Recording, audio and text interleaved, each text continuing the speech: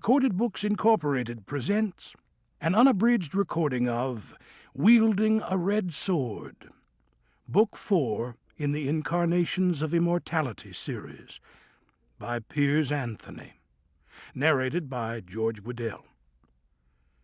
This work is copyrighted 1986 by Piers Anthony Jacob. This recording is copyrighted 2000 by Recorded Books Incorporated.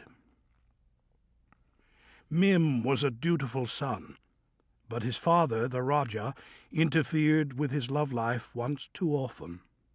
Rather than wed without love, he took up the red sword, symbol of office of the incarnation of war. And now, wielding a red sword.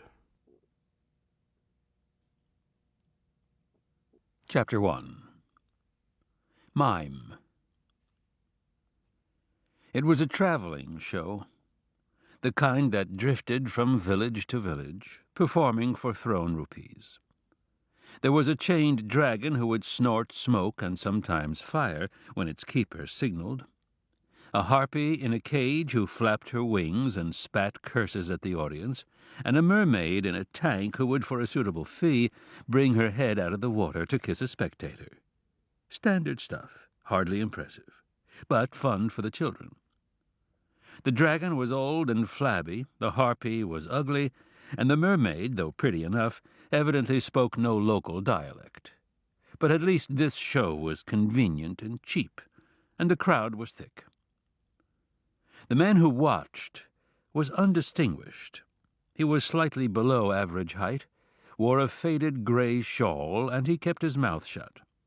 He had evidently suffered some abrasion of the face, for it was to an extent swathed in dirty bandages so that only his eyes, nose, and mouth were exposed. He had the mark of the Sudra caste, though he could have been taken for an Aryan in race. Since none of the twice-born would mix voluntarily with the more lowly merchants and laborers of the once-born, his identity had to be taken at face value. Of course, caste had been legally abolished in most of the kingdoms of India, but what was legal did not necessarily align with what was actual. One had only to watch the reaction of anyone who inadvertently brushed by a pariah to understand that. Now the main show developed. A stage magician performed sundry acts of illusion, causing the faces of demons to manifest in smoke and a flock of birds to startle out of his hat.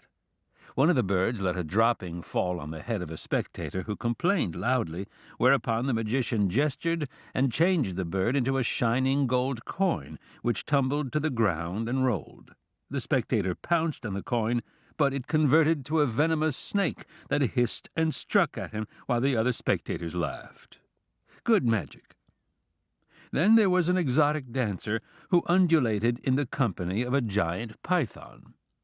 Her performance was partly artistic and mostly erotic, and the percentage of men in the throng increased. Then the python opened its mouth and took in her left hand. The dance continued, and the reptile swallowed her arm, and then her head, and finally the rest of her body. There was strong applause as her two kicking feet disappeared into the maw, and the snake slithered heavily back into its curtained cage. Now a startlingly lovely young woman took her place on the small stage. Her skin was so pale as to be almost white, and her hair was the color of honey. She had a little harp, and she set herself